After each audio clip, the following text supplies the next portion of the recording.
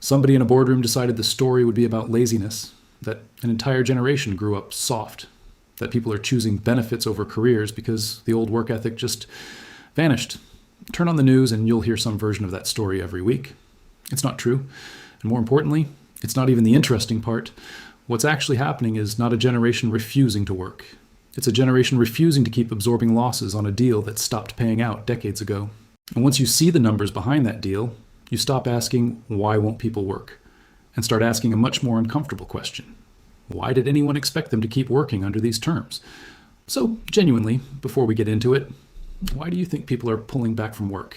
Laziness or something else? Put it in the comments. We read them, and on a topic like this, your answer is honestly more interesting than ours. Start with what work?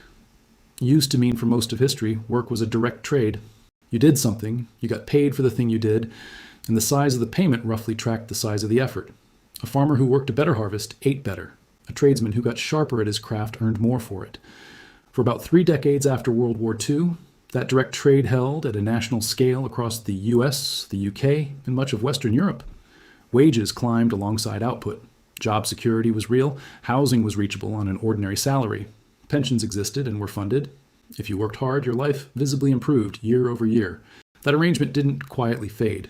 It was unwound deliberately through a specific sequence of policy and business choices made across the late 1970s and 1980s, and the workers entering the job market in 2026 have never lived inside the version that worked. They've only ever known the broken one, and they're done being told the deal is fine when it plainly isn't. Reason 1, pay detached from output. Here's the part that isn't opinion. It's arithmetic, and it's the foundation everything else sits on. Between 1979 and 2025, net productivity in the U.S. economy grew roughly 90%.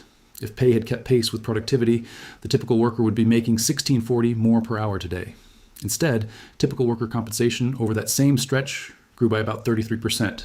90% growth in output, 33% growth in pay. That's not a rounding error. The economic policy. Institute's own modeling shows net productivity grew more than 3.5 times as fast as median hourly compensation. Across a large chunk of that period, the value that extra productivity created didn't disappear. It went somewhere. Mostly, it went up. Look at where up landed. In 1978, the average CEO at a major U.S. firm earned about 31 times what a typical worker made. By 2024, CEOs were paid 281 times as much as a typical worker. Worker pay over that same 46-year window rose about 26%. Top CEO compensation over the same period rose roughly 194%. Read that again. Worker pay up a quarter, executive pay up more than tenfold. And the honest research on why CEO pay climbed that far is uncomfortable for they're just more productive now. Defense, CEOs are not paid extraordinary amounts because of special skill or greater productivity, but because they hold extraordinary leverage over the corporate boards that set their own pay. The UK tells the same story from a different angle. According to the UK government's own Low Pay Commission, real wage levels in 2025 are similar to where they stood in 2008. More than 15 years of essentially flat growth, and even the recovery since 2015 has landed far below where wages would sit if the post-war growth trend had simply continued. 15 years. Not a bad quarter, a bad decade and a half for the median worker. While at the top, the picture never looked like that. So when leadership asks why engagement is collapsing, here's the honest answer. Workers did the math. Giving your full effort to a system that keeps 90% of the extra value you generate and hands you 33% of it back isn't loyalty. It's a bad trade, and people have finally stopped making it out of habit. Reason 2, the security that justified low pay is gone. Older generations tolerated modest pay because it came bundled with something real. A job that would likely still exist next year, a pension that would actually pay out, predictable hours, employer-covered health care. The wage was the price of admission to stability, and stability was worth paying for. That bundle has been unbundled, and workers kept the low pay without getting the stability back. In the UK, 0-hours contracts, arrangements where an employer owes you no minimum hours at all, have hit a record high. A total of 1.23 million people in the UK are now employed on 0-hours contracts, up 91,000 from the year before, and the driver is specifically workers aged 16 to 24.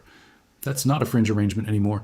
Nearly a third of people on 0-hours contracts, a record 32.8%, actually depend on that arrangement as their main full-time income, despite having zero guarantee of what they'll earn next week. Government is aware this is a problem. The Employment Rights Act 2025 introduces new shift notice and cancellation payment rights starting October 2026, and a right to guaranteed hours expected in 2027. But notice the gap. The protections are years away from taking effect, while the number of people trapped in the arrangement keeps climbing now. In the US, the equivalent unbundling happened through independent contractor classification, gig platforms that get the labor of an employee while owing none of the obligations of one. No guaranteed hours, no employer-side benefits, no notice period, just on-demand availability. Workers on both sides of the Atlantic are supposed to call this flexibility. It's flexibility for exactly one party in the arrangement, and it isn't the one showing up for the shift. Reason. 3. Working now costs more than it used to. Even where wages have technically kept pace with inflation, the cost of being able to show up to work at all, housing near your job, transport, childcare, has outrun that pace in the places people actually need to live. Look at London specifically. A worker earning $30,000 a year takes home roughly $24,000 after tax, about $2,000 a month. A one-bedroom flat within reasonable commuting distance in the outer zones routinely runs to $1,600, $2,000 a month on its own, before food, before transport, before anything that makes a life feel like a life rather than a holding pattern between shifts. That's not a lifestyle choice problem. That's a math problem, and millions of people are living inside it daily. When the cost of getting to work, the rent, the commute, the childcare, the professional wardrobe, starts eating the entire paycheck, the rational move isn't to work harder. It's to ask whether the job is actually worth doing at all, and increasingly, the honest answer is no. Reason 4. The workplace got into your head work has always demanded something. What changed is that it stopped staying in its lane. The smartphone erased the line between at work and off work. Emails at 11 p.m., messages at 7 a.m., an unspoken expectation of weekend availability that never made it into any contract, but somehow became the norm anyway. Always-on access never came with always-on pay. It just came with the same wage and a new, unpriced demand on every remaining hour. The mental health data on this is no longer ambiguous. In Great Britain, the health and safety executive's most recent figures show work-related stress, depression, or anxiety accounted for 52% of all work-related ill health in 2024-25, affecting an estimated 964,000 workers, a jump of 180,000 cases in a single year, and the highest figure on record. That translated into 22.1 million working days lost, making mental health the single largest driver of work-related absence in the country. Put another way, mental health-related absence in the UK now outweighs every physical workplace hazard combined. This isn't people being soft. This is a measurable, recorded, government-tracked cost that keeps rising year over year, and it is rising specifically in workplaces that demand constant availability while offering wages that haven't moved. A generation was told work was the path to a stable life. What they found instead was a structure that produces documented exhaustion and a paycheck that still doesn't cover rent. Reason 5. The point of the work disappeared. Money isn't the only thing people want from a job. They want to feel like the effort connects to something, a result, a contribution, a reason the work exists beyond a line on a spreadsheet. Somewhere between the craftsman and the warehouse picker, hitting an algorithm-set quota under a productivity tracker, that connection got engineered out, not by accident, by design. When an organization's central goal is extracting the maximum output for the minimum labor cost, the meaning is the first thing cut, because meaning doesn't show up as a line item. Workplace research consistently finds that purpose, respect, autonomy, and room to grow rank close to pay as reasons people either stay in a job or leave it. Those things cost an employer almost nothing to provide. They're also the first things replaced by monitoring software, KPI dashboards, and algorithmic scheduling that treats a person as a variable to optimize rather than someone with judgment worth trusting. When the meaning is stripped out and the wage doesn't cover the cost of living either, there's nothing left holding the arrangement together. So people stop holding on to it. Reason 6. For the first time, saying no became possible. For most of human history, opting out of work wasn't an option. You worked or you didn't eat. And that desperation is what led employers set almost any terms they wanted. 3 things chipped away at that leverage recently. First, the pandemic proved, at scale, undeniably, that a huge share of office work never required an office. Workers who'd been told for years that presence equaled productivity discovered the opposite could be just as true, and that home, without the commute and the performative culture, was often the better environment. Second, the pandemic forced a pause most workers had never had. Genuine, sustained time to think about what work had actually cost them versus what it had given back. For a lot of people, that reflection did not land in the employer's favor. Third, imperfect but real economic buffers.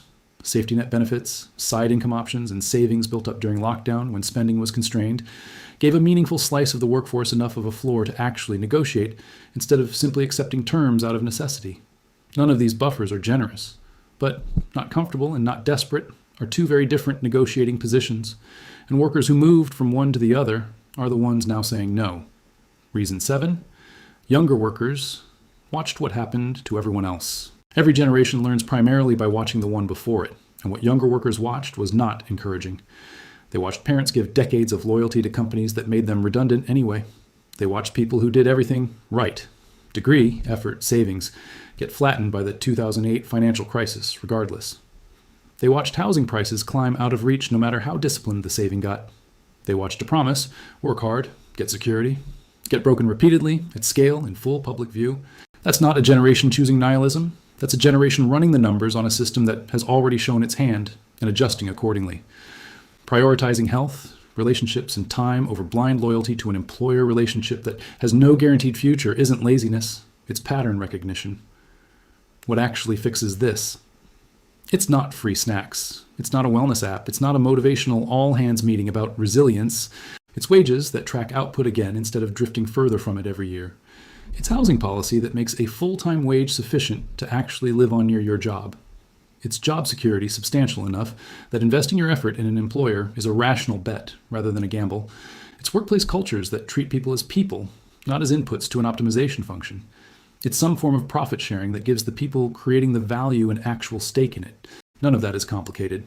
It's the same deal that made the post-war decades work in the first place, because people back then didn't have a superior work ethic. They had a deal that was actually being honored. Fix the deal, and you won't need to manufacture a work ethic. It'll come back on its own because it never actually left. It just stopped being rewarded. The real reason nobody wants to work for nothing anymore isn't hidden. It's sitting in every wage chart, every CEO pay ratio, every 0 hours contract count, every HSE stress statistic. The system stopped holding up its end. Workers noticed. And noticing isn't laziness. It's the first rational thing this conversation has had in decades. If this connected some dots for you, subscribe. We're doing a lot more of this kind of breakdown coming up.